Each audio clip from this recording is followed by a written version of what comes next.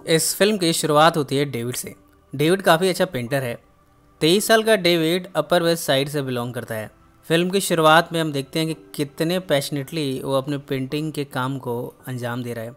इसके बाद हमारा सामना होता है रफ़ी से। रफ़ी का हाल ही में डिवोर्स हुआ है। 37 साल के रफ़ी करियर ओरिएंटेड वुमन है। फिलहाल वो अपने थेरेपिस्ट लीसा के पास पहुंची है। वो लीसा से बताती है कि उसने अपने डिवोर्स पेपर्स पर साइन कर दिए हैं। वो कहती है कि फ्रांसिस उन पेपर्स पर साइन करने में काफ़ी फास्ट था। रफ़ी को नहीं मालूम कि फ्रांसिस के दिलो दिमाग में उस समय क्या चल रहा था, पर रफ़ी के लिए शादी के उन 9 सालों से निकलना इतना आसान नहीं है। इसलिए वो लीसा के पास पहुंची है। रफ़ी कहती है कि उससे एक बेबी चाहिए।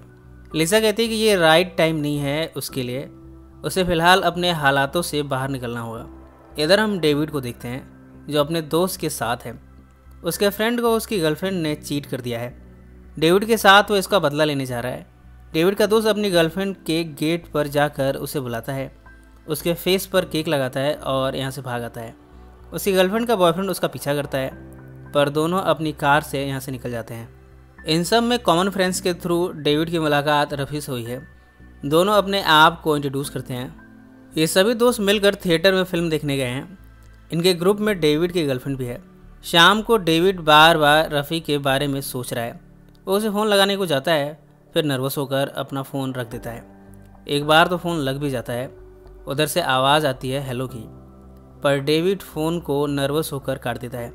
दूसरी बार जब वो फ़ोन लगाता है तब वो रफ़ी को डिनर के लिए कहता है। रफ़ी इसे एक्सेप्ट कर लेती है। इसके बाद डेविड रफ़ी को लेने उसके अपार्टमेंट बिल्डिंग में पहुंचा है। डिनर पर दोनों एक दूसरे के बारे में जानना शुरू करते हैं। वो कहता है कि अपनी गर्लफ्रेंड के साथ वो सीरियस नहीं है। दोनों जब एक स्टोर में जाते हैं तब डेविड बताता है कि वो महज 23 साल का है। रफ़ी कहती है कि उन दोनों के उम्र में 14 साल का फासला है। वो कहती है कि उसकी एक टी शर्ट भी डेविड की उम्र से ज़्यादा की है। दोनों रात को पास के गार्डन में जाते हैं। ये सारी बातें अगले दिन रफ़ी लीसा से बता रही है। वो कहती है कि अब वो काफ़ी अच्छा फील करने लगी है। रफ़ी बताती है कि किस तरह गार्डन में बैठे दोनों एक दूसरे की फैमिली के बारे में डिस्कस करने लगे थे। फिर दोनों ने एक दूसरे को किस किया। लीसा उसे कहती है कि ये सब नॉर्मल है। अगर रफ़ी को इस रिलेशनशिप में खुशी मिल रही है तो उसे इसमें अपने कदम आगे बढ़ाने चाहिए। एज डिफरेंस ज़्यादा मैटर नहीं करता। आज शाम को डेविड अपनी फैमिली से मिलने आया है। यहाँ वो अपनी माँ से भी मिलता है। यहाँ पता चलता है कि डेविड की माँ और कोई नहीं बल्कि लीसा ही है। पर लीसा को अभी तक नहीं पता कि डेविड ही वो लड़का है जिससे रफ़ी डेट कर रही है। इधर रफ़ी और डेविड की मुलाकातें शुरू हो गई हैं। दोनों साथ में डिनर पर जाते हैं। रफ़ी के घर पर दोनों मेकआउट करते हैं। रफ़ी अपने फ्रेंड से इस बारे में बताती है। वो कहती है कि वो बड़ी खुश है। इधर डेविड अपने दोस्त से कह रहा है कि रफ़ी के साथ उसे कुछ स्पेशल फील होता है। ये सब उसने पहले कभी महसूस नहीं किया। अपने अगले सेशन में रफ़ी लीसा को और भी डिटेल में बताना शुरू करती है। धीरे धीरे लीसा रफ़ी की बातों से ये फिगर आउट कर लेती है कि रफ़ी उसी के बेटे को डेट कर रही है। रफ़ी के जाने के बाद लीसा लेट कर अपनी ब्रीदिंग को कंट्रोल करने की कोशिश कर रही है। इतने दिनों से रफ़ी को इस रिश्ते के लिए इनकरेज कर रही थी, पर अब उसे क्या पता था कि ये सब उसके बेटे डेविड के बारे में है। अब लीसा को एक ही रास्ता सूझा है। वो अपने थेरेपिस्ट के पास पहुंची है। इन सब के बारे में वो थेरेपिस्ट को बताती है। उसकी थेरेपिस्ट कहती है कि डेविड और रफ़ी के बीच कुछ सीरियस नहीं रह पाएगा। कुछ ही हफ्तों में दोनों का ब्रेकअप हो जाएगा। लीसा को टेंशन लेने की कोई ज़रूरत नहीं है। लीसा कहती है कि उसकी फैमिली जूइश है जबकि रफ़ी नॉन जूइश है। उसे अच्छा नहीं लग रहा कि उसका बेटा नॉन जूइश औरत को डेट कर रहा है। इधर डेविड रफ़ी को अपनी पेंटिंग्स दिखाने लाया है।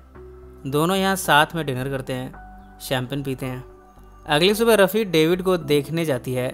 डेविड इस समय अपने दोस्तों के साथ बास्केटबॉल खेलने में व्यस्त है। अगले सेशन में रफ़ी लीसा से सेशन में कहती है कि वो बहुत एक्साइटेड है। वो इस रिलेशनशिप के बारे में सीरियस होने लगी है। लीसा इस समय काफ़ी ऑकवर्ड फील कर रही है। रफ़ी कहती है कि वो डेविड के साथ अपने अपार्टमेंट के हर हिस्से में उसके साथ इंटीमेट होना चाहती है। कुछ हिस्से तो उसने कवर कर लिए हैं, कुछ अभी बाकी हैं। ये सब बातें लीसा के गले से उतर नहीं पा रही। वो पानी पीते हुए रफ़ी की बातों को सुनने की कोशिश करती है। उसकी बातों को डाइजेस्ट करने के लिए वो पानी का सहारा लेती है। रफ़ी बताती है कि डेविड का उससे पहले भी 2 लड़कियों से रिश्ता बन चुका है। जब लीसा को अपने बेटे के बारे में ये सब पता चला है तब वो और भी सरप्राइज होती है। अपने बेटे के बारे में उसे किसी और से पता चल रहा है। यहाँ रफ़ी डेविड के बॉडी पार्ट्स का जिक्र करती है। वो कहती है कि डेविड के बॉडी पार्ट्स बड़े खूबसूरत हैं। लिसा और भी ऑकवर्ड फील करती है। बाद में जब रफ़ी और डेविड मिलते हैं तब डेविड बताता है कि पास्ट में उसकी एक ब्लैक गर्लफ्रेंड थी।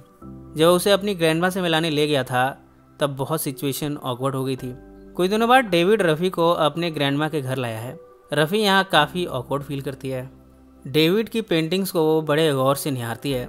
कुछ दिनों बाद लिसा डेविड को अपना सामान पैक करते हुए देखती है। डेविड बताता है कि वो अपने दोस्त के साथ मूव इन करने जा रहा है। इतने में लिसा इस घर के दूसरे रूम में रफ़ी का सेशन लेती है। रफ़ी कहती है कि वो अपने बॉयफ्रेंड के साथ मूव इन करने का मन बना चुकी है। ये सब सुनकर लिसा के चेहरे के भाव बदल जाते हैं। इन सब के बाद दोनों वेकेशन मनाने निकलते हैं। यहाँ इनके फ्रेंड्स ऑलरेडी यहाँ पहुँच चुके हैं। अपने रूम में दोनों मेकआउट करते हैं। अब जब दोनों साथ में मूव इन कर चुके हैं तब कुछ अजीब मोमेंट्स बनने शुरू होते हैं। कई बार तो डेविड वीडियो गेम खेलने में लगा रहता है जबकि रफ़ी उसके साथ टाइम स्पेंड करना चाहती है। वो अपने फ्रेंड से बताती है कि डेविड बहुत इमेच्योर है, उसके पास कोई जॉब नहीं है, उसकी पेंटिंग्स भी कोई नहीं खरीदता। एक स्टोर में जब लिसा जाती है तब यहाँ वो डेविड और रफ़ी को साथ में दिखती है। अपने हस्बैंड के साथ वो छिपने की कोशिश करती है पर यहाँ रफ़ी लिसा को देख लेती है।